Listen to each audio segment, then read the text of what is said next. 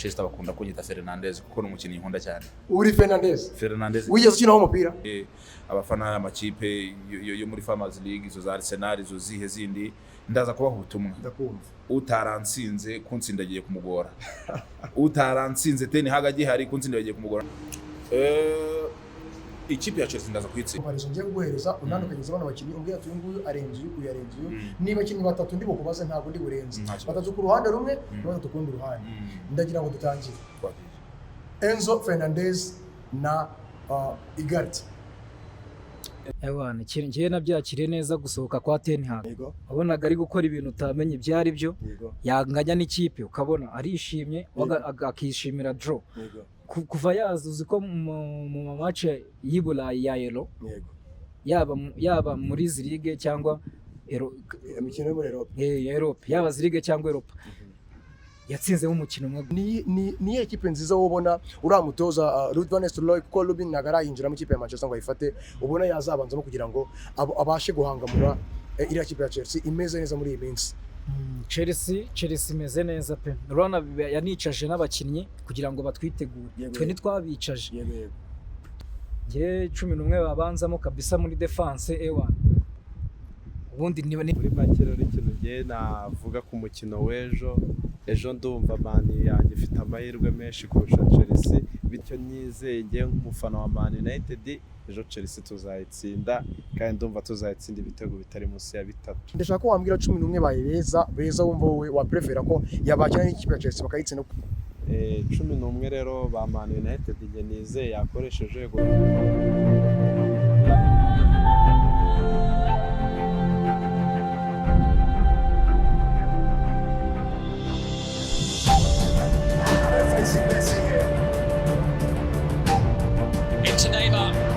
Shot.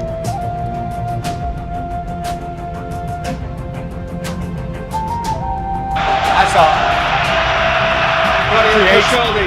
Hazard's got all the way. Ronaldo with the shot. Messi away from Guardiola.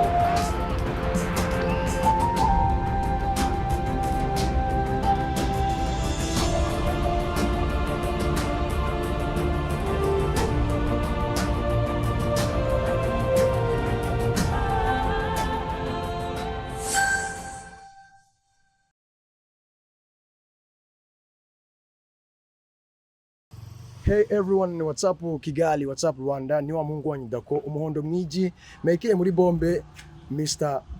Diama mu mabuye y'agaciro, ni wa muhungu wanyu Dako. Football is my life, football is my life, muhungu wa ruhago. Ndagira ngo mbabwire ngo uyu munsi tugiye kuganira baramvuye mu rugo, ngiye gushaka amakuru y'imikino, ngiye gushaka abantu ku mihanda bari buze kunganiriza kubijyanye na match izaba ku munsi w'ejo aho ikipe ya Manchester United izaba yakira ikipe ya Chelsea. Ndi kugira ngo nganire n'abantu ku mihanda, murabizi ku mihanda ni ibintu biba bigoye cyane. Uyu munsi rero ndagira ngo mumvishe reaction ziri mu bafana b'aya makipe yombi, mbibutsa ko umukino wari washize uwo bari baherutse gukina mu mwaka ushize muri championnat yashize, ikipe ya Chelsea yari yatsinze ikipe ya Manchester United ibitego 4-3. icyo gihe Palmer atsinda hat-trick, murakibuka igitego cya nyuma yatsinze atemo ivuye muri baro ya corner. Enzo Fernandez yaramupashe arangije apasa Palmer arangije ashota baro mwizamu, igitego cya kane kiba kirinjiye. The Blues bataha bishimye, yari comeback nziza iryoshye. Noneho rero ndakugira ngo ngere kuri iyi mihanda numva ukuntu iyi mihanda igihagaze. Urabizi iyi mihanda ntabwo iba yoroshye, urabizi ko no mu mihanda ubu ngubu hasigaye haranyereye. So rero icyo nabasesikazaho gusa cyo nababwira naba bishyira ku mutima wanyu nuko uko byagenda kose mbagomba kubaza zino show zo ku mihanda, mbagomba kubatakazaho uko abantu babitekereza. Tuzajya tugerageza uko byagenda kose mbane namwe mbahereza na reaction ziri mu mihanda ku bafana b'amakipe mugenda mukunda.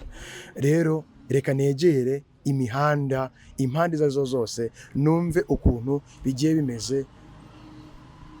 Mureke tubane mu kanya gato negere bari abantu numve icyo ikibavamo. Sawa kuza kubahereza amakuru ari muri street ajyanye n'umukino w'ikipe ya Manchester United n'ikipe ya Chelsea izahukina ku cyumweru saa 12:30. izi ni ibiganiro ndi kugira n'abafana ku mihanda uko babyumva uko babitekereza bakiva imuzingo bakangura uko bari kubitekereza ku mitima yabo. Muye n'umuntu ahangaha mwiriwe neza. Mwiriwe. Bakwita gute? Nitwa Maximilian ariko abo tubana muri groupe ya Manchester bakunda kunyita Fernandez kuko ni umukinnyi nkunda cyane. Uri Fernandez? Wigeze ukinaho umupira? Bo narakiniye ariko bitari ku rwego ruri professionnel mu bigo by'amashuri.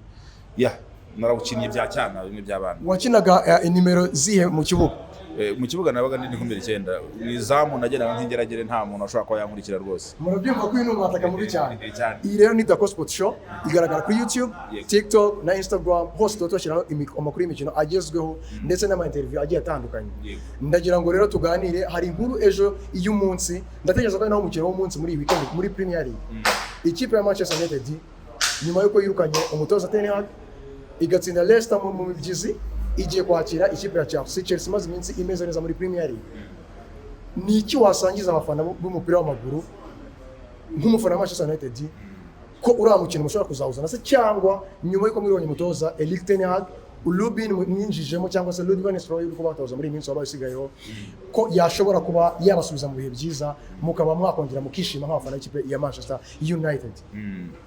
Mbere na mbere nkimara kubona inkuru yuko Ten Hag yirukanwe nicyo ndabanza guheraho kuko uyu ni umukino umeze nk'urufunguzo kutwereka ese projet ya Nshasha United irimo irerekeza hehe nyuma yuko aka kanya buri kimwe cyose body yashyize mu murongo.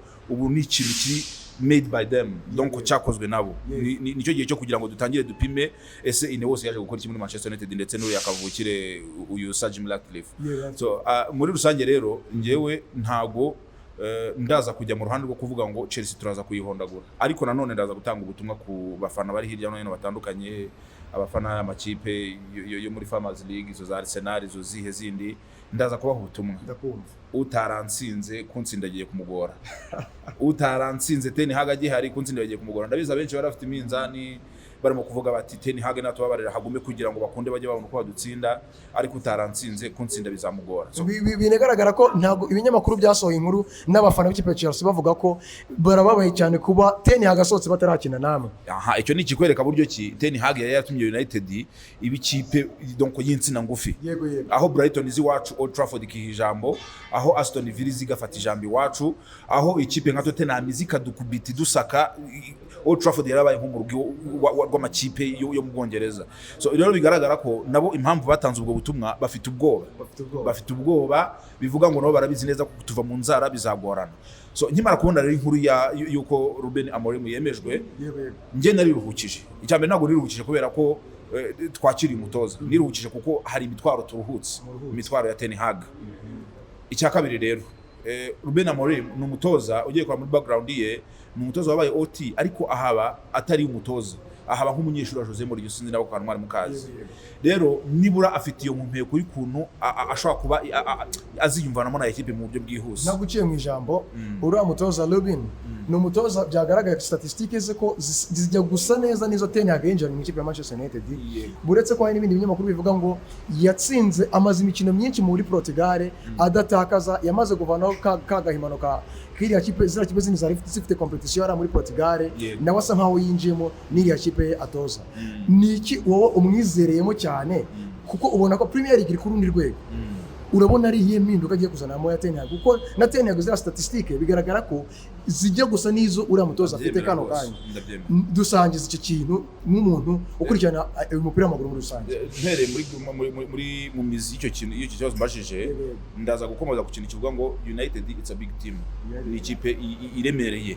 Kuyikoreza umutoza turabizi twese ko ntago ari umutoza wari upfa kuza ngo avuge ngo arayikorera uko yiboneye. Na Jose Mourinho nawe tuzi nk'igihangange, na Luis van Gaal wari uvanye n'abahorandi mu gikombe cy'isi bitwaye neza mu buryo bungana kuriya, baraje ikipe irabaremerera. Ndabyemera statistics za Ruben Amorim zirajya gusa n'iza Ten Hag, ariko ngenda za kureba icyo bita man management, uburyo ki ba managing abakinnyi babo.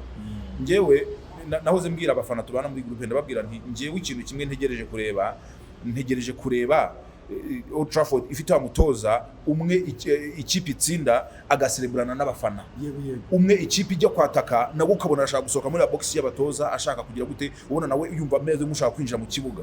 Umwe Rashford azatsinda igitego akaza akamuhobera match karangiye, ukabona ko umutoza mu by'ukuri yarari kumwe n'abakinnyi mu kibuga, ubona ko harimo inyota. Ubona ko harimo inyota. Rero buriya abatoza bose baza Old Trafford ikintu bazira, ntabwo mbizi na Old Trafford haba indwara yo gukonja kw'abatoza, ariko icyo ngicyo ndakimenya muri y'ubukonje.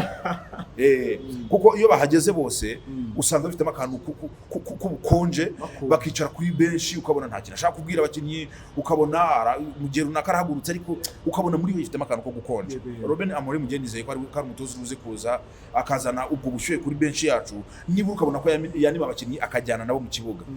Ten Hag nge burya no kugenda ko sinigeze mvuga ko natura mu Ten Hag no umuswa. Ten Hag ntago ari umuswa.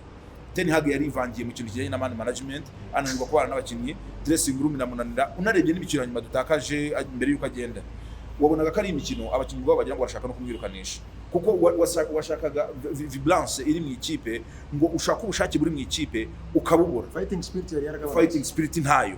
Old Trafford amakipe yose yazaga kihijambo, icyo kintu burya nta mufana wa Manchester United yukihanganira. Ubuse ntiwaba uri guhuza na bamwe bavugaga ko Ten Hag bamwikoreje umutwaro uremereye utangana n'urwego yari afite mu butoza mu mupira muri rusange. Icyo ndacyemera, ariko no kurana ntabwo nza kucyemera. Buryo amaje kugira mu bintu uri umutoza w'umuhanga, wowe ikintu cya mbere ugomba gukora, ngenda bangurugero rwa match ebyiri za mbere yakinnye akigera Old Trafford. Twakinnye na Brentford, tukinnye na Brighton. Brentford dukubita 4, Brighton dukubita 2-1. Sinzi niyo match muzibuka.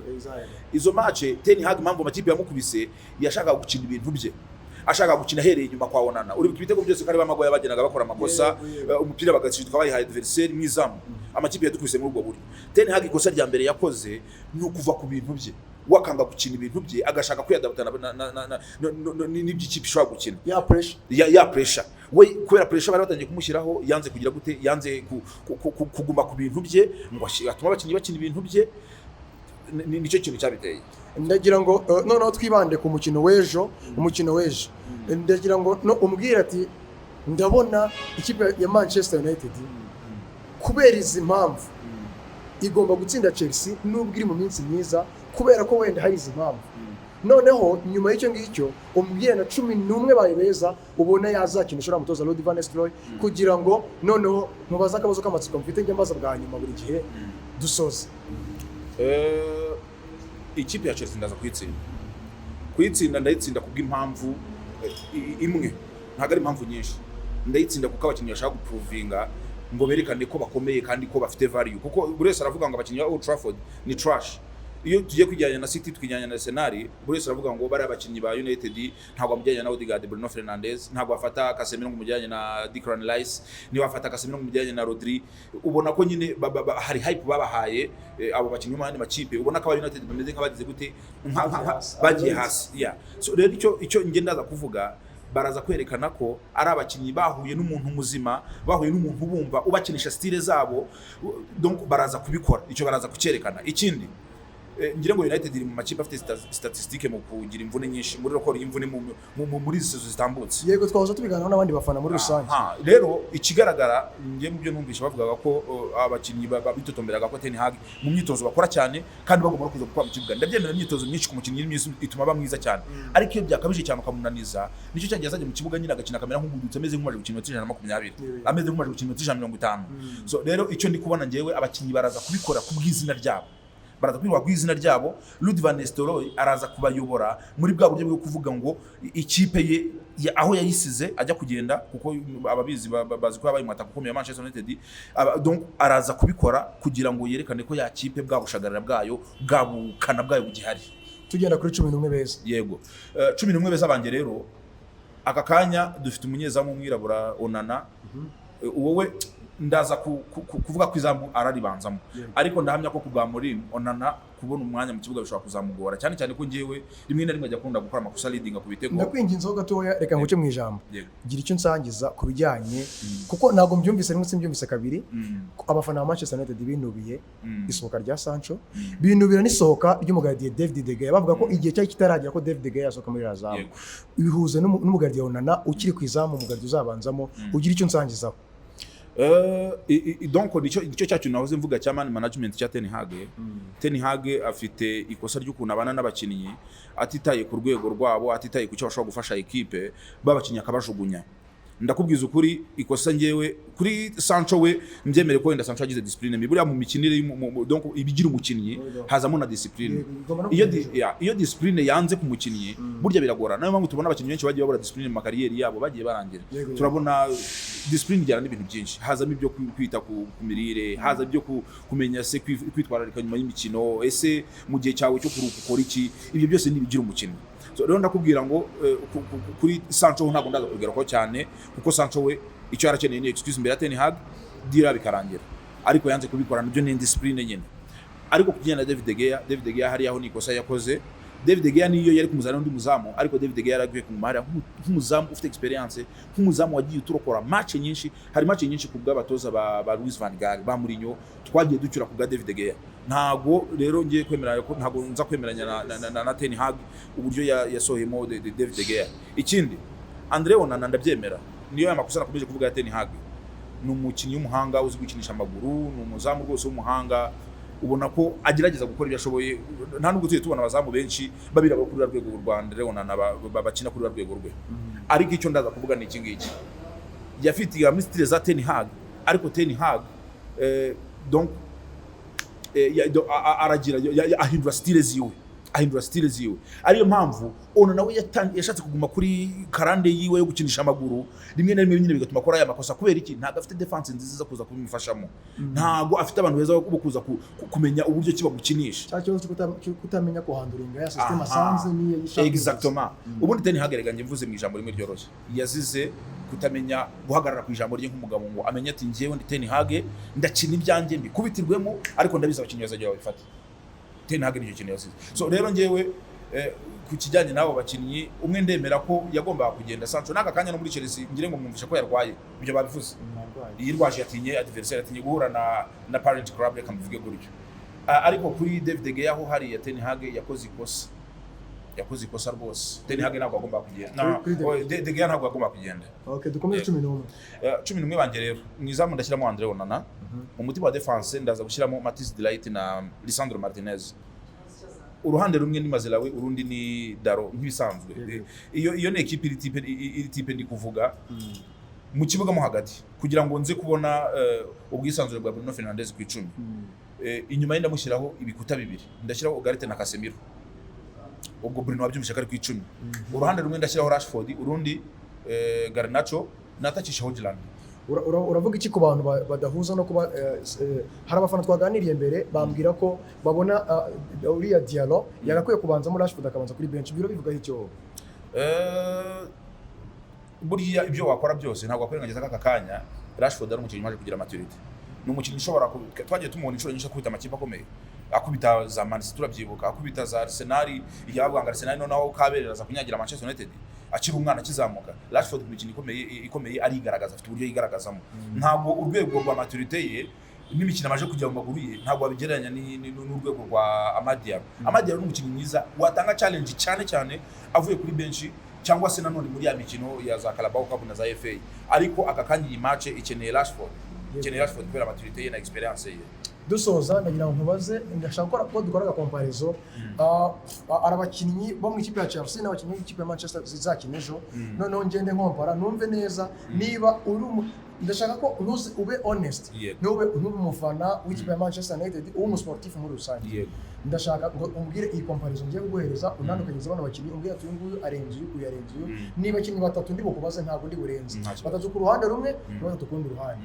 Ndagira ngo dutangire Enzo Fernandez na Igarty. Enzo Fernandez kuko aka kanya ntabwo Igarty ndabona muri Manchester, ntabwo nzi icyo yakora. Nje nagira na Enzo Fernandez bitewe n'ibyo amaje kwerekana muri Premier League. Kobe Maino, Caicedo yabitwetse muri Brighton no muri Chelsea aracyabyerekana, ubona ko uriya mutoza Maresca hari uburyo arimo kugerageza kumubyaza umusaruro. Fernandez Oko Palmer. Fernandez rigaburiya ntabwo twakwirengagiza ko ibyo ari mu gukora byose abikoze muri sezo zikurikiranya, uretse rimwe na rimwe agenda ajya hasi, rimwe n'umukinnyi utavunika, n'umukinnyi hozaho, assist zirahari n'ibitego birahari. Ndagira na Fernandez. Murahamya rero uyu mufana Thank you. Nagira ngo mabwire ngo nakomeje kubabwira ko ndibuza kubahereza inkuru ziri hano ku muhanda, reactions zigiye zihari mbere y'uko uyu mukino wa Manchester United uza gutangira n'ikipe ya Chelsea. Numva ibiva mu bafana, numva ibitekerezo byabo, kuko nababwiye ko ngiye ngomba kujya magira street nkababwira uko bigiye bihagaze. Ndagira ngo utubwire amazina yawe ukoresha ku mbuga zazo zose kugira ngo nuwakenera kumva iyi analyse nziza cyane rwose utanze, kuko numvise uri umusportif mwiza, numvise nyine uri balance ku bintu byose uvuga. Aho uburyo yagusacinga Instagram n'izindi mbuga zigiye zitandukanye. Yes, so kuri Instagram, kuri Twitter, kuri Facebook hose nkoresha Maximilien 166 Maximilien 166 Maximilien 166. Murakoze cyane. Ndakomeza mbaskurira umujyi, ndakomeza mbaherezeze interviews z'abantu bafana b'amakipe yombi. Ubu ngubu ngiye gushaka n'abandi bafana hagati y'izi kipe zombi, numva ibitekerezo bibavamo. I'm out.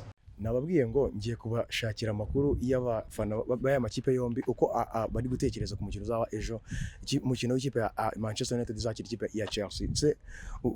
Uko byagenda kose nubwo bigoye, ndaza kugerageza mbahereza amakuru, ariko hari imbere ndi kubona abafana, reka ngerageze ndebe ko hari amakuru baza kungezaho.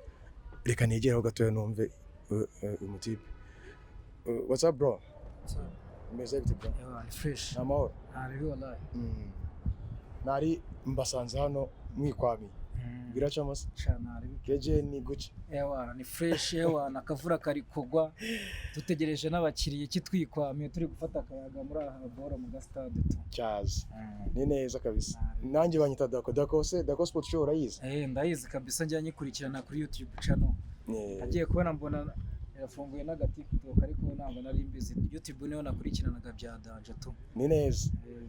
Ndimo irimo iratumbagira. Yiruka. Uyu munsi rero dufite inkuru turashaka kuganiraho n'abafana mu street agiye atandukanye. Turashaka kuganira ku bijyanye n'umukino w'ejo wa Manchester United n'ikipe ya Chelsea. Nagira ngo ntangire nkubaza, ukunda gukurikirana umupira cyane? Ndagukurikirana kabisa, nongera na fana United ku mutima kabisa. Cyazi n'akajeze ngiye kuryama ndagasoma. No, natangira nkubaza, urabona Manchester United bimeze bite? Kuko muri iki cyumweru biri kugaragara ko uriya mutoza Ruben habura akantu gatoya w'umunyaportugal ngo yinjiremo asimbure Ten Hag. N'uwo bita Ruud van Nistelrooy ejo bundi yabafashije gutsinda umukino nyuma y'uko Ten Hag asohotse. Muri mu minsi myiza kameme, kuko abafana bamaze iminsi bari kuvuga ko ntago uriya mutoza bamushaka. Ten Hag ngo ari kubicira ikipe, ari kugira gute ibintu bigiye bitandukanye nk'ibyo byose. So nagira ngo nkubaze, wakiriye gute gusohoka kwa Ten Hag? Wakiriye gute Ruud van Nistelrooy? Noneho ungeze no kuri game y'ejo, umbwira ukuntu wowe ubibona n'izo mpinduka zose zabaye, ubikompare nawe umbwira ukuntu bimeze. Ndakumva. Ngiye nabyakiriye neza gusohoka kwa Ten Hag. Kuko nabonaga ntango yahuzaga n'abakinnyi, wabonaga ari gukora ibintu utamenye byari byo, yanganya n'ikipe ukabona arishimye, akishimira draw. Kuva yazuze ko mu match y'Iburayi ya Euro, yaba muri Zirige cyangwa imikino yo muri Europe, Europe, yaba Zirige cyangwa Europe, yatsinze mu mukino umwe gusa kabisa. Rero yatsinze abayumva yasaze, nubwo ndakeka na Zirige yakinnye mu matsinda, ushobora kuba twaravuyemo turi abanyuma. None se match ajyatsinda pe. Ikijyanye n'uyu mutoza Ruben uri umunyaportugal, urabona aracyari umutoza w'umujene, aracyari mutoya, kandi ibinyamakuru bimwe na bimwe byagiye bisohora statistics zivuga ko uri mutoza waje nawe statistique Ten Hag yinjiranye zijya gusa n'izo uri mutoza yinjiranye. Urabona nize mpinduka azanye kubw'ibyo uri kubona byose muri rusange? Impinduka agomba kuzana, ngira ngo navuga ngo izazanye, izagomba kuzana we yarabibonye ikibazo gihari. Agomba kuza akajya ahuza n'abakinnyi nka kuriya kwa Pep muri vestiaire wabaseka bameze neza, wanahuza n'abakinnyi baseka nk'ibi ngibi bya Van Nistelrooy ari gukora. Muri make uri kubona ko impamvu Ten Hag atatsindaga nagahuza n'abakinnyi. Urebye nko ku buryo Bruno yari amaze iminsi akina, yakinaga nk'umuntu utabishaka kabisa. Niba urebye match dukina na Leicester, nuza Bruno yari gukina fresh, amapasi yayagarukanye afite ishaka, ariko mu match ya Ten Hag nta kintu yakoraga kizima. Mbese urahuza n'abavuga ko dressing room harimo uruntu muri iyi minsi kabisa. None uburyo yanabahanaga, uzwo babizinduka nka saa 11 cyangwa saa 10 ngari mu gihano ngo bagiye mu myitozo.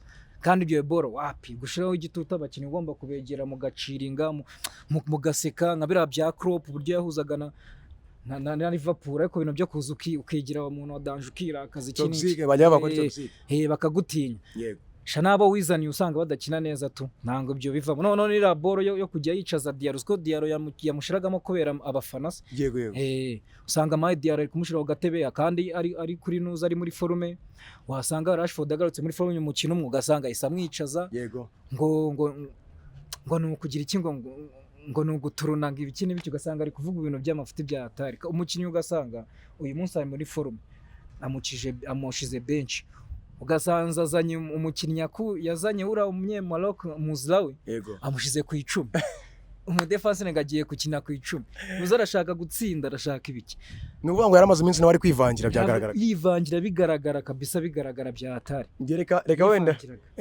reka wenda noneho twibande ku bijyanye na n'umukino w'ejo uribuka ko umukino uherutse Chelsea na Manchester United Chelsea yabakoze comeback y'ibitego 4 niba ubyibuka neza Palmer igitego yabatsinze kivuye muri corner kuri pass ya Enzo Fernandez atera shot McTominay akora deflection onana ntiyamenye uko byagenze uriya mukino wababaje abafana ba Manchester United ku buryo batigeze bishimira biriya bintu byababayeho kuko mwayo maze n'iminsi muri gukora amakambaka no mu mukino y'Iburayi cyane za Galatasaray n'izindi ziye tandukanye so urabona wowe game y'ejo wowe predicting iki urabona bimeze bite muri rusange n'impamvu zihe sa umbwire nyine uko byumva ngiye match y'ejo ngewe fana United ariko mu minsi ishize nagendaga kuri match mvuga ngo draw niyo ntsinzi hako ari turawutera turiya Van Nistelrooy uri butoze uko ndakeka uriya umurimo nangaraza tu azaza mu tariki 10 na zinga 11 nibwo azaza iriya match rero mu Van Nistelrooy nazakora azagenda yatake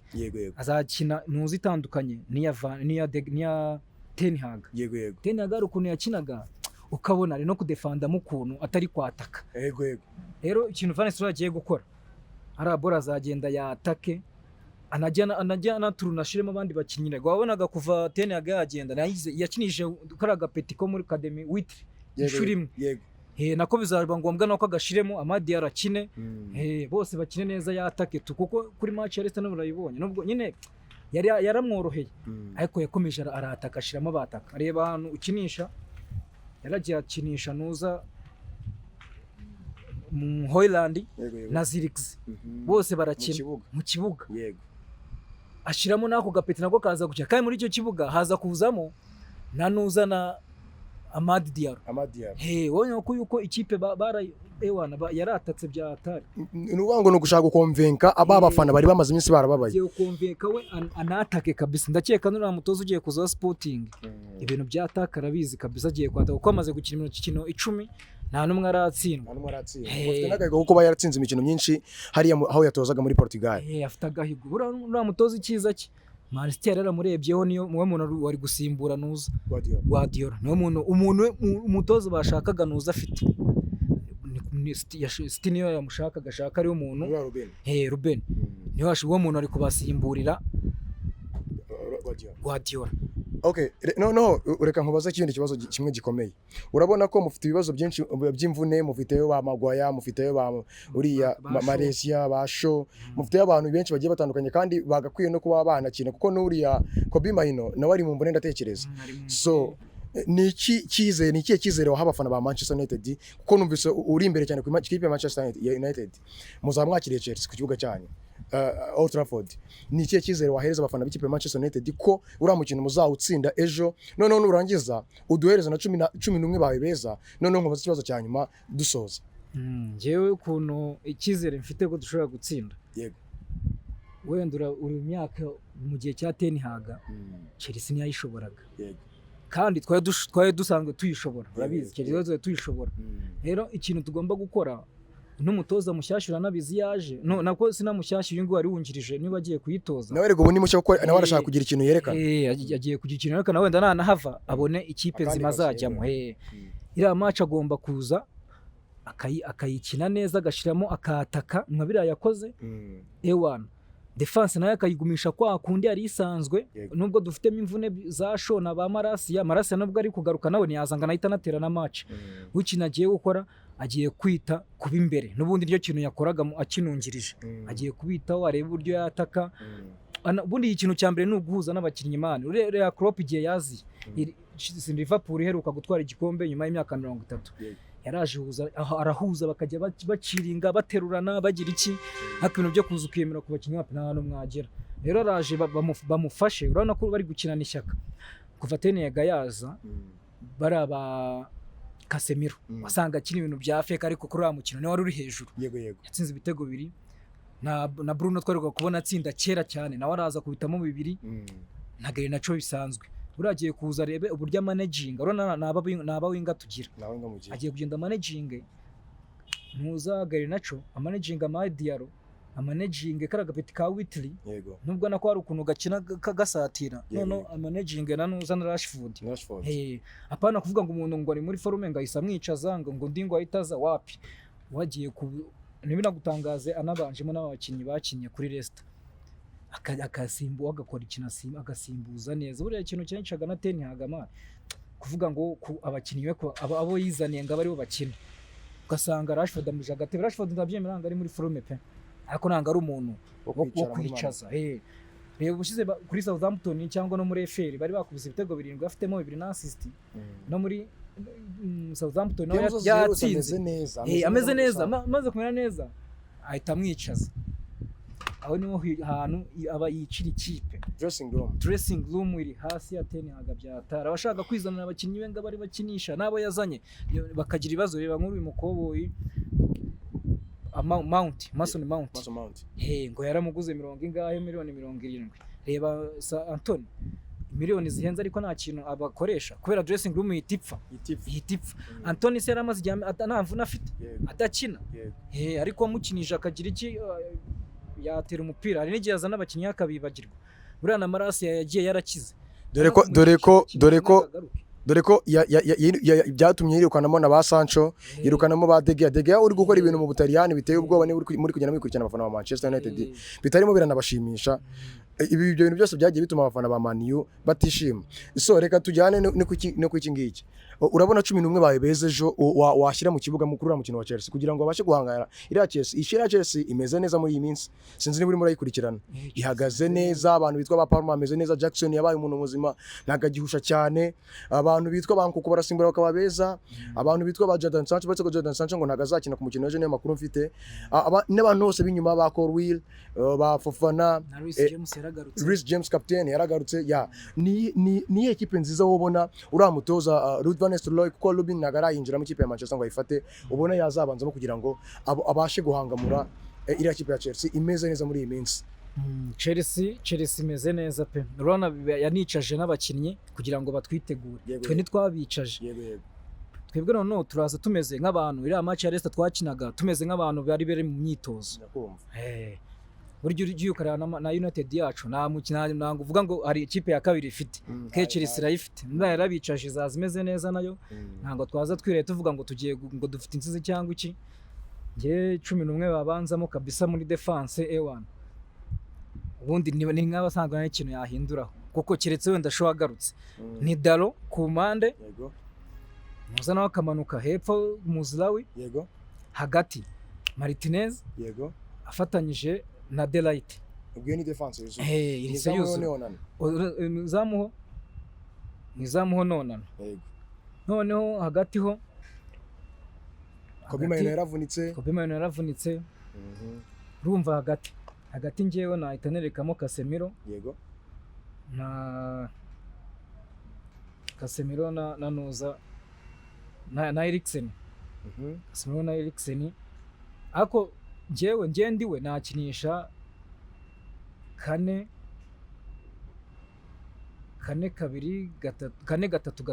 nakinisha 4-3-3 kamubwire 4-3-3 aba defensive nabavuze noneho hagati batatu Eriksen Casemiro na Ugarte noneho gatatu mbere kuno yahakina ntuza yaba Bruno yaba yahita inyuma y'umwataka mukuntu akaba ari ugiramo akahita imbere yaba Casemiro noneho ku mpande na point twe twazana ni force 9 force 9 ni wakinisha niyo twakinisha noneho tuturekamo nuza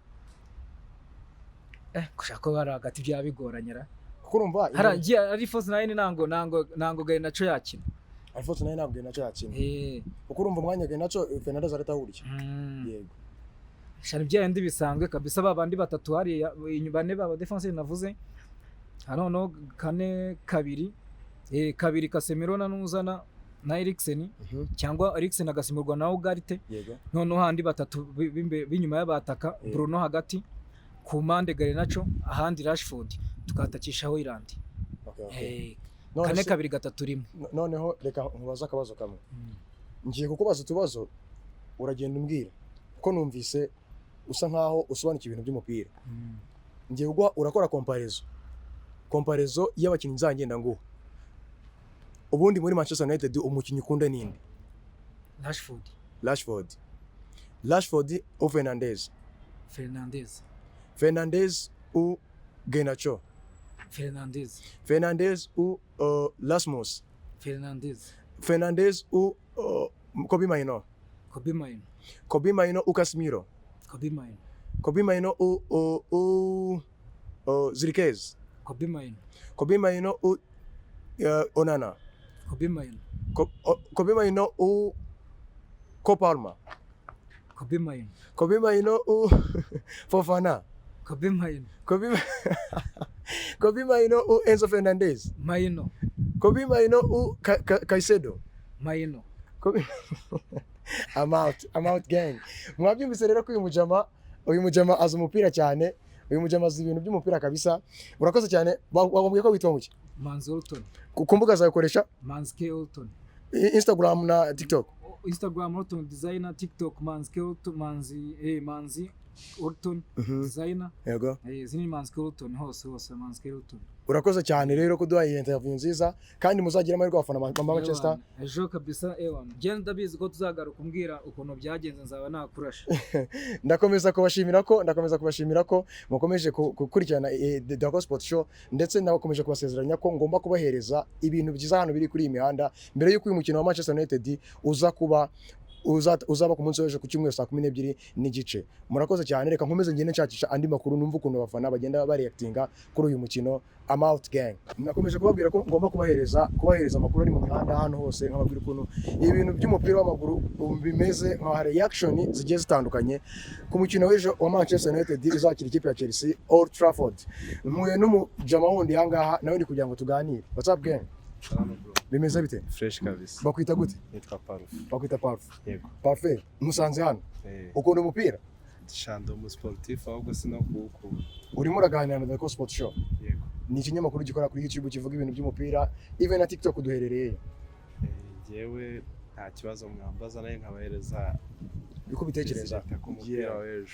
So, hari umukino uzaba ku munsi w'ejo. Umukino ukomeye, umukino ujyanye nuko Manchester United imaze iminsi irekuye n'umutoza. Yego. Mbere na mbere kurekura umutoza kwanyu wabyakiriye gute? Niki ubona kimpinduka bigiye kuzana? Ijambo ni ryawe. Murakoze. Ikintu mbona rero kiri ku mukino w'ejo kina motiva bure ikipe yacu ya Man U. Yego. Ni hinduka ry'umutoza. Yego. Hinduka ry'umutoza, yarari mu bintu byo kutuvangira mu mupira. Yego. Kutagira staff yumvikana. Muri make rero ikintu ngiye navuga ku mukino w'ejo ndumva Man yanjye ifite amahirwe menshi kurusha Chelsea bitewe n'impinduka z'umutoza. Dufite umutoza ubu ngubu navuga w'umwungiriza, ntago ari koca mukuru. Yego na koca mukuru twaramubonye, ariko koca mukuru igihe cyose azazira azasanga n'ubundi kipe iri mu murongo mwiza kuruta umurongo yarurimo. Mu by'ukuri rero ngewe ni Stroy kuruta Ten Hag yatuvangiraga, ntago yabashaga kubana n'abakinnyi muri staff cyangwa no mu mupira mu kibuga hagati, yaba mu mipangire y'abakinnyi. Dufite na motive ko turi ku kibuga cyacu Old Trafford, buriya ikipe ifite ibigwi, ikipe ifite ibikombe, ikipe ifite izina, ikipe ifite abafana. Icyizere ni cyose yuko match ejo izaba ikomeye. Na Chelsea si ikipe ntoya, ni Chelsea ifite umutoza mushyashya, ni Chelsea ifite abakinnyi bakiri generation y'abatoya. Icyo nizeye ngiye nk'umufana wa Man United, ejo Chelsea tuzayitsinda kandi ndumva tuzayitsinda ibitego bitari munsi ya 3.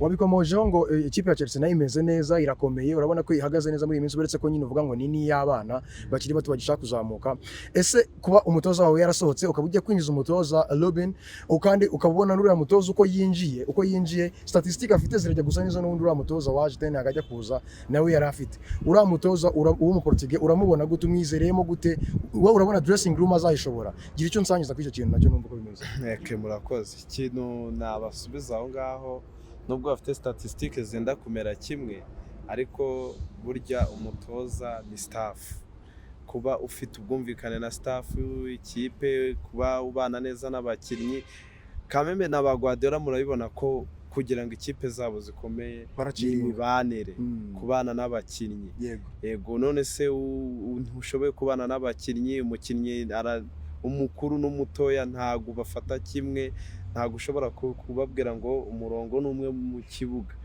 ahubwo ikibazo kiri kuri maniyu ni umutoza ntago umutoza yari afite imibanire myiza n'abakinnyi icyo nizera ni uko uyu mutoza mushyashya tugiye kubona Amorim ndamwizeye ni umutoza ukiri mutoya ni umutoza ukunda generasiyo y'abatoya ni umutoza ufite statistique mu kibuga ni umutoza uzi ukuntu ashobora kuba yahandurenga ibibazo biri hagati y'abakinnyi na staff ndamwizeye kameme wenda n'uyu nguyu ni story iriho nawe ntago mugaye ni umutoza wadukiniye yadutsindiye ibitego byinshi biri hejuru y'ijana niba nibeshye yaranabigaragaje ejo bundi yabatsindiye n'umukino ibitego byinshi rwose cyane rwose ni umutoza uduha icyizere cy'uko ejo tuzabona umupira utandukanye n'uwa Ten Hag umupira urimo kwataka umupira urimo statistique mu kibuga hagati urabona nk'uyu mukinnyi twaguze Manu Garity yari atarabona umwanya mwiza uhagije wo kuba yajya mu kibuga ngo akinane na Casemiro kandi ikintu twazanira mu Kaseri ni uko yakinana na Casemiro nk'umuntu ufite experience mu kibuga hanyuma nawe akayizamukiraho ndizera ko ejo bundi ni story yatweretse umupira mwiza wo hagati wa Casemiro na Garity ntabwo twari twakabona nk'abafana ba Mani ndizera neza ko iriya Mediane imeze neza ntacyo nyishinja wenda na Kobe udahari nawe azamukire kuri Garity uzaba wamaze kubona experience kuri Casemiro mu gihe Casemiro azaba wenda ari ku ntebe ndizera ko Garity azafatanya na Kobe neza mu kibuga kandi icyiza cya Casemiro ni umukinnyi mukuru wari kukinavamo agomba kubona umwanya uhagije kugira ngo yigishe bari abatoya bamuri inyuma icyizere rero ngenda gifite yaba kuri attaque yaba muri defense tumeze neza no kusatiriza n'abawinga tumeze neza ngewe icyizere ndagifite cy'umukino wewe murabyumva rero ko abafana b'ikipe ya Manchester United bafite icyizere nyuma yuko bamaze kwirukana umutoza Ten Hag ndagira ngo mubaze kino kibazo ari banza nacyo cya nyuma nakubaza ndashaka ko wambwira 11 baye beza wumva wowe wa prefer ko yabakina n'ikipe ya Chelsea bakayitsinda kurabona ko Chelsea nayo nubwo uvuga ngo ni ikipe no ikiri y'abana batoya ariko Chelsea irakubagana uko uyibona ni Burayi irimo irakubagana ndagira ngo umereze 11 ufite imvune ufite bagomba no mu mvune ufite ba magoya mu mvune ndetse n'abandi bagiye batandukanye bagiye bafite ibibazo by'imvune ndatekereza ko byakugiraho ikibazo byakugiraho shock so uramereza 11 bawe beza wumva uriya mutoza Nestor yashyiramo kugira ngo urebe uriya mukino wabasha kuwutahana niba nta kibazo 11 rero ba Man United nizeye yakoresheje ngo dufite imvune bidasubirwaho wenda ntabwo ujye mu kinyuranyo cy'abakinnyi nayo isanzwe mbona babanza wenda icyo ndi buhindureho n'igitoya mu izamu n'ubundi nk'ibisanzwe ni Andre Onana muri defense ni Martinez na Adelaide kabiri nk'ibisanzwe yakinaho Dalo kuko n'ubundi turabizi ko dufite imvune z'abakinnyi bakina kuri gatatu ya Maes gatatu ni Mazalawi ntacyo natandukaniraho kuri iriya Mediane ya Casemiro na Garity ndumva ari uko ngiye yabakinisha nk'uko ejo ndi ku mukino wa Leicester yabakinishije yego abawinga yakoresha Garnacho agakoresha n'uriya mwana Amand Diallo akatekisha Rasmus Hojlund hanyuma Bruno Fernandes agakina nko muri iriya mwanya yakinaga njye ndumva ari abo 11 ejo yakoresha hanyuma abasabu wenda Rashford yaza akora challenge wenda mu gihe nuza mandi ya byaba byanze cyangwa Garnacho arabishobora mwanya yawe ukina ubuse ntago wenda waba habayemo confusion ko wenda ikipe yawe ni nziza pe ariko ikibazo njye nangizemo cy'amatsiko ni ukubera iki Rashford abaye umusabu bura ntago ari ikibazo cya Ten Hag yaba yarabagaragarije urwego rutoya kuko hari aho twagiye tuganira nabo bakagenda bambwira ko yagiye afata urugero rwa Rashford yari ari wakamwandelatinga bikaba byaratumye rimwe na rimwe harimo n'abakinnyi naho ubwo yagiye yisohorera agavanamo abari bashoboye bari abagiye muri Chelsea uriya bamwita Jadon Sancho agafata De Gea ugishoboye akamwohereza mu Butaliyani ukabona ko agishoboye naho Rashford naho nibyo yabigiye kumvira icyo kibazo cyuko mwaba musigaye mubona muri profile yo kuba yakina asimbuye kandi yari umukinnyi nabona uri titulaire muri Manchester United. Aho ngaho ikibazo mbajije kirumvikana ni cyiza. Rashford ni umukinnyi mwiza, ni umukinnyi w'umwongereza, ni umukinnyi ewan ikipe ya Man bigomba kugenderamo umukinnyi national w'ikipe y'igihugu y'Ubwongereza. Ariko icyo navuga Rashford muri iyi minsi ku bwa Ten Hag yari yasubiye inyuma, ntabwo afite statistique nk'izo twari tumuziho. Ariko icyiza wenda nk'umutoza dufite abaye yamushyize kuri bench akongera akitekerezaho mu gihe dufite umutoza mushyashya, hari ukuntu yaza agahindura ibitekerezo yari arimo wenda ari igihe byabaga ari ubwumvikane bukeya yari afitanye n'umutoza ariko akaba abonye umutoza bumvikana. Ndizera neza yuko Rashford abanje ku ntebe y'abasimbura akaza nk'umusuper sub mwiza wa Man U byaba byiza kuko Rashford si umukinnyi w'umuzo, ni umukinnyi ushobora kujyamo asimbuye agakora challenge, ni umukinnyi ushobora kujyamo yabanje akagera gute agakora izo mpinduka mu kibuga. Si mubi ntago ari ngombwa wenda ngo kuba mushyize kuri bench, nuko wenda ngewe impamvu mushyize kuri bench ndasanisha n'igihe yari arimo. Nta kindi kibi kuri Rashford namuvugaho, ariko n'umukinnyi ushobora kuza asimbuye akaba mwiza, n'umukinnyi ushobora kubanzamo akaba mwiza. Ndumva nta kibazo kameme niyo ejo yanabanzamo wenda na Manda akajyamo asimbuye nta kibazo rwose. Akabazo ka nyuma ngiye kubaza kugira ngo dusoze kano ka interview warumaye ndi kugira ngo nkubaze agakantu ngiye guhereza abakinnyi batanu noneho kore comparison kugira ngo ugire akantu wenda usigarana ko kuri umukino w'ikipe ya Chelsea n'ikipe ya Manchester United. Ndaguha abakinnyi batanu b'ikipe ya Chelsea tugenda dukompara n'aba Manchester United. Kugira ngo numve neza ko umupira w'amaguru muri rusange ukunda cyangwa se harimo n'amarangamutima ya fanatisme. Aho kantu ndagakunda cyane iyo ndi kurangiza ikiganiro. So reka dutangire. Casemiro, Enzo Fernandez. Casemiro. Kobe Mainoo, Caicedo. Palma, Fernandez. Bruno Fernandes. Onana, Nkuku. Andre Onana. Urakoze cyane rero. Wambwiye ko witwa? Parfait. Imbuga zawe? Ni nkoresha Instagram cyangwa WhatsApp na. Ntacyo wayibabwira kabisa bakagukurikira. Instagram yanjye ni Parfait Sumaire nk'ibisanzwe. Okay. Urakoze cyane rero kuduheza ino interview. Reka dutegereze uriya mukino tureba Manchester United tureko na Chelsea uko uzaba umeze. Urakoze cyane. Ciao ciao. Nakomeje kubabwira ko ndibuze kugenda baheza amareaction ari mu mupira w'amaguru bigiye umwihariko ikipe ya Chelsea n'ikipe ya Manchester United bizahura ku munsi w'ejo. Aho ikipe ya Manchester United izaba yakiriye ikipe ya Chelsea Old Trafford. Ndagira ngo nkomeze mbahereze reaction ziri mu bafana. Hano hari umufana nari muhe nawe ndagira ngo tuganire. Salamu mujembe. Salamu. Umeze gute? Sava. Ukurikirana umupira w'amaguru muri rusange? Ndagerageza rimwe na rimwe hari igihemba ndi mu kazi ariko iyo nkavuyemo ndabyumva urubuga rw'imikino ndakurikira. Bakwita gute? Banyita Muhoza Valence. Ukora iki mu buzima busanzwe? Mu buzima busanzwe mu kazi kariko kose ariko by the way nize law. Wize amategeko? Yes. Rero iyi ngiyi ni The Gospel Show mwari muhuye.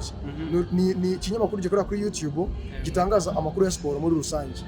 Ndagira ngo utusangize ku bijyanye hari umukino w'ejo ese muri rusange ubundi wofaniye ikipe mu Bwongereza? Ubundi njye mu Bwongereza mfaniye ikipe ya Manchester City. Ufana Manchester City? Yes. Ufite imyaka ingahe? Mfite imyaka 26. Ni tandatu ko numva Manchester City ntabwo nawe wari muri abafana batereranye amakipe amwe namwe bakijya kuri Manchester City kubera kuri muhe byiza.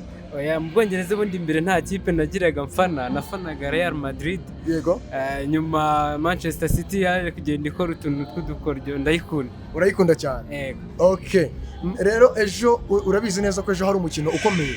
Umukino uremereye cyane uzahuza ikipe ya Manchester United izaba yakiriye ikipe ya Chelsea Old Trafford. Yes. Ura mukino uravuga iki nyuma yuko bamaze kwirukana umutoza Ten Hag?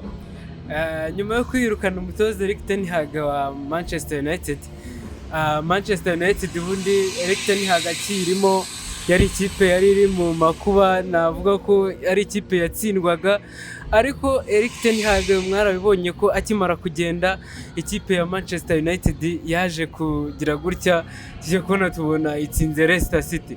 Ikipe yamaze kuyitsinda mu by'ukuri yitsinda iri kumwe n'umutoza mushyashya, bityo avantage irayifite kuko iracyari mu byishimo, mu ntsinzi, kwishimira umutoza mushyashya. Ni ukuvuga ngo Erik ten Hag kuva yagende Manchester United ikakira umutoza mushyashya, aribwo twabonye yatsinze muri weekend ishize, dore ko ataremezaho avantage kuba yatsinda ikipe ya Chelsea, kuko Chelsea uko byagenda kose na irasabwa imbaraga, kandi Manchester United ifite umuhari w'uko igomba gutsinda byanze bikunze, cyane ko ifite na avantage iri mu rugo. ndagira ngo mbibutse ko uyu mutoza mushya arimo arababwira ni Ruud van Nistelrooy wabaye asigayeho mu gihe Ruben ataraza, uriya munya Portugal. None se uratekereza iki ku bijyanye na match ku mukino w'ejo? Umukino w'ejo uzatangira saa 12 n'igice hano mu Rwanda. Ikipe ya Manchester United izaba yakiriye ikipe ya Chelsea. Ni iyihe avantage ubona Manchester United ifite nk'ikipe umbwiye ko ikiri mu byishimo nyuma yo gutsinda Leicester City, nyuma yo kwirukana umutoza batari bishimiye? Ni ubuhe buryo wadusangiza ubona ko Manchester United ishobora kuzatsinda muri mukino, cyangwa se niba wumva ko hari n'uburyo bushobora kubaho n'ikipe ya Chelsea ikaba yabonamo ayo mahirwe, nabwo uradusangiza utubwire uko wowe ubyumva? Ni ukuvuga ngo ikipe ya Chelsea murabizi bihirimo, turabibona moya ntabwo wenda mbikurikirana cyane, ariko ngiye ku ruhande rwa Manchester United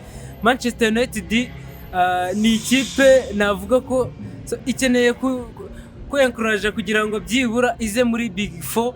Noneho avantage ya mbere navuga ko ifite ni uko iri mu rugo, kuba ari ikipe iri mu rugo iri no mu byishimo by'umutoza mushyashya, ni ikintu kizaye encourage kuba yatsinda umukino w'ejo igatsinda Chelsea. Naho Chelsea y'abana batoya, Chelsea iri kubagana muri iyi minsi, Chelsea ikomeye cyane muri iyi minsi, ubona ko iri kugenda ibona amanota umunsi ku munsi, Chelsea itazuyaza muri rusange mu bintu by'umupira w'amaguru muri iyi minsi. Chelsea ikomeje kugaragaza ko Enzo Maresca yayinjiramo, irimo iragaragaza vision, ikoresha bara abakinnyi ba Parma, ikoresha n'abandi bakinnyi runaka. Yo urayivugaho iki kuri uriya mukino? Urabona ubundi Manchester United navuga ko Chelsea mu ntangiriro zayo, mu ntangiriro z'iyi saison, ni ikipe yaharaniraga kugira ngo iyi avantage itsinde, igaragaze ko ikipe ishoboye. Ariko Manchester United twavuga ko mu gihe cya Erik ten Hag ntabwo igeze ikoresha imbaraga nyinshi, ariko Chelsea yarazikoresheje. Ntekereza ko avantage Manchester United ifite ni ugutsinda Chelsea, noneho igaharanira kugira ngo ize muri Big 4, noneho twazana muri Champions League. Ndavuga ku ruhande rw'abamaniyu, nanjye navuga ko mani ejo nzaba nyiri inyuma nyishyigikiye, kubera ko Chelsea ntabwo ari ikipe nanjye nishimira ko yakomeza ngo izamuke ize guhatana natwe nka Manchester City. Ariko mu by'ukuri Chelsea uko byagenda kose ejo Manchester City United izayitsinda. Nicyo ni igitekerezo cy'umufana. Igitekerezo cy'umufana yakomeje kubabwira ko ari n'umufana w'ikipe ya Manchester City, barifuza ko ikipe ya Manchester United batsindira Chelsea kugira ngo icyo gitutu cy'ikipe ya Chelsea ibari inyuma idakomeza kubegera. Of course ndakumva watubwiye ko wiga amategeko, ndagira ngo udusangize, ese uhuza ute gukurikirana siporo cyane n'ibi bijyanye ese wabyize kaminuza, wabyize muri secondaire? Amategeko nayize muri kaminuza, ariko ntabwo ndarangiza cyose muri graduation kiri akadomo, ariko ndacyabirimo. Ubihuza gute no gukurikirana siporo, ko numva siporo ushobora kufiteho notion nayo, kandi amategeko nzi ko ari amasomo akomeye mu byo kwiga? Ni ukuvuga ngo amategeko ugiye kwiga ubundi mbifata nyine nk'ibintu bimfavoriza kugira avantage ubuzima, nkategura future yanjye, ariko out of study nyuma yo kwiga bagomba no kurelaxa, nkamenya ngo siporo bimeze bite, nubwo ntari concentré muri siporo cyane, ariko uko byagenda kose ntabwo umuntu yabura ikintu kimugira busy mu gihe atari ku ishuri. So rero ndagira ngo tuganire kano kantu, ariko kanyuma ni ikibazo ngiye kubaza cyo cya nyuma, nkunda kukibaza abantu bose. Wowe naje gusanga udafana imwe muri izo ngizo zizakina ejo. icyo rero nakubaza kijyanye n'icyo umufana udafana muri makipe azakina, ndagira ngo ngwe abakinnyi unkorere comparaison uko wowe ubyumva yo kuri uriya mukino uzaba. Ni abakinnyi batatu ndi bukubaze, uruhande rumwe batatu nahara ku ruhande, ariko nzagomba kubariza rimwe, wowe uzajya unsubiza umbwira ati uyu mukinnyi ararusha uyu nguyu. Ntabwo ndi kubaza impamvu ni amarangamutima yabaza kuba kurimo nk'umuntu w'umusportifu muri rusange. Dutangire. nta kibazo. Umukinnyi Bruno Fernandes n'umukinnyi Enzo Fernandez, ninde ubona urusha undi? Bruno Fernandes. Umukinnyi Cole Palmer n'umukinnyi Casemiro. Cole Palmer. Umukinnyi Fofana n'umukinnyi Delight. Urakoze cyane. Iyi rero ni umufana w'ikipe ya Manchester City, nawe yarimo atugaragariza uko abona umukino w'ejo, atubwiye ko abona nawe ikipe ya Manchester United yazatsinda ikipe ya Chelsea nko mu byifuzo bye, ndetse nuko bibona aravuga ati abakinnyi b'ikipe ya Manchester United baracyashaka kugaragaza ko hari impinduka yabayeho kandi ko banakomeye muri rusange. Nakomeje kubabwira ko rero ndi bukomeze kubagaragariza uko reaction mu bafana zigiye zimeze. Nawe ndi kumwe n'umunyamategeko rero, watubwiye ko witwa guki? Nitwa Muhoza Valence. Uko ubundi imbuga zawe ukoresha mu buzima busanzwe ni zihe? Nkoresha WhatsApp, Facebook na Instagram somehow. Amazina ukoreshaho? Ni Muhoza Valence. Urakoze cyane rero Muhoza Valence. Reka nkomeze ngene nshaka n'andi makuru mvugira ngo Dako Sport Show. Dako Sport Show. Urakoze cyane. I'm out.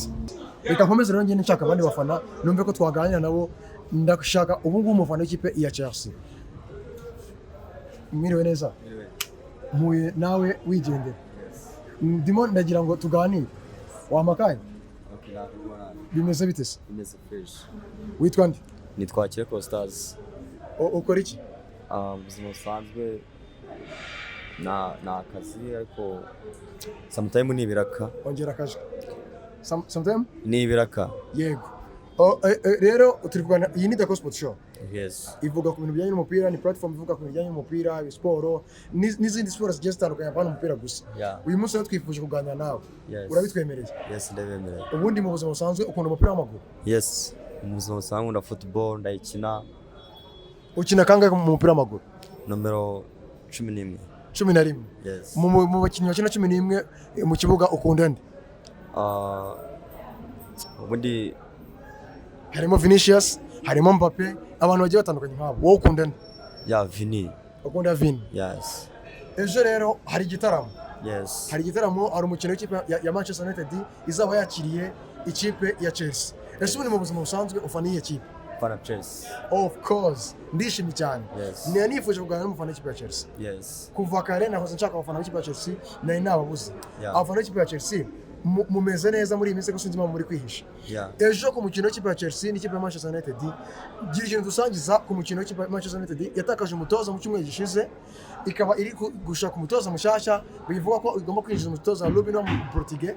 Mukaba mugiye gukina nayo imaze iminsi itsinze Leicester ibitego 5, mwebwe mumaze iminsi mutsinzwe ibitego bigera kuri 2-0 na Newcastle.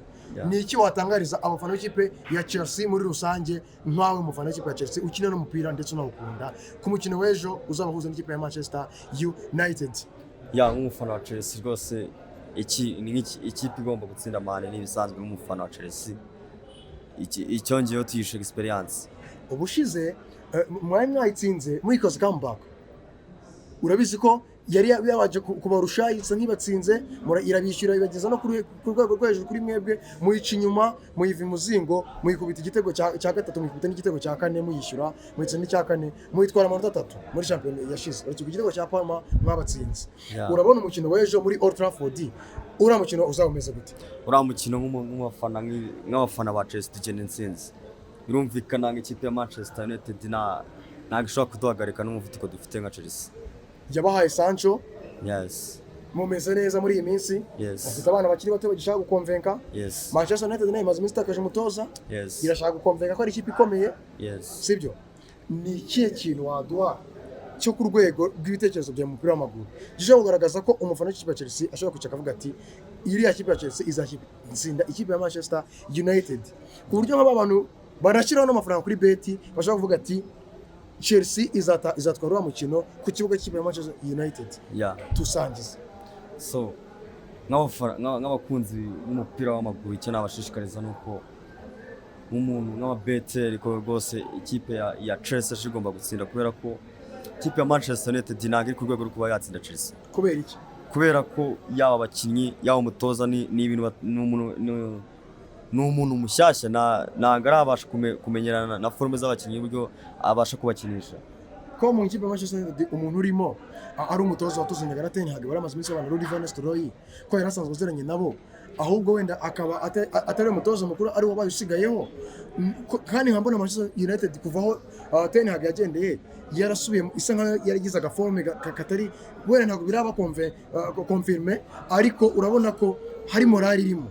Chelsea ni ikihe kintu ubona izakoresha kugira ngo itsinde ikipe imaze kuba iri muri forme z'ibitego bitandatu Leicester muri iyi minsi kiri muri morale?